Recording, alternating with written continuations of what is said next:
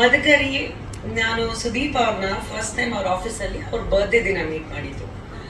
ನಾನು ನಮ್ಮಮ್ಮ ಒಂದು ಬುಕ್ಕೆ ತಗೊಂಡು ಹೋಗಿದ್ದು. ಆ್ಯಂಡ್ ಮೀಟ್ ಮಾಡಿದ ತಕ್ಷಣನೇ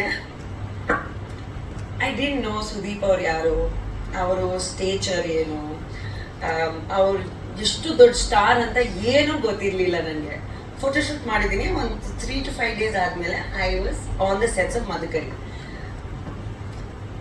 ಮದಕರಿಯಲ್ಲಿ ಪ್ರತಿ ಒಂದು ಶಾರ್ಟು, ಪ್ರತಿ ಒಂದು ಸೀನು, ನೀವು ಎಷ್ಟು ರಾಗಿಣಿ ದ್ವಿವೇದಿನ, ನೀರಜ ಗೋಸ್ವಾಮಿನ ಇಷ್ಟಪಟ್ಟಿದ್ದೀರಾ, ಅದು is like a female version of Sudeep ಅವರು.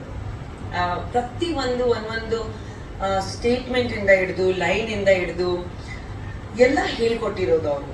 So I owe so much of my career and so much of my stature and the person that I am today to Sudeep. Thank you so much for teaching me what acting is and what language is. So I really give him so much credit for it. And of course, even the 15 years journey alli ಯಾರ್ಯಾರ ಜೊತೆ work ಮಾಡಿದ್ದೀನಿ, ಶಿವಣ್ಣ ಅವರಾಗಿರ್ಬೋದು, ಉಪೇಂದ್ರ ಆಗಿರ್ಬೋದು, ವಿಜಯ್ ಅವರಾಗಿರ್ಬೋದು, ದಿಗಂತ್ ಆಗಿರ್ಬೋದು, ಆದಿ ಆಗಿರ್ಬೋದು, ಯೋಗಿ ಆಗಿರ್ಬೋದು, like I work with everybody, right? And if I am not taking your name, please forgive me for my ignorance. But recently Rajavardhan ಅವರಾಗಿರ್ಬೋದು, like I am so grateful to every director, every actor, every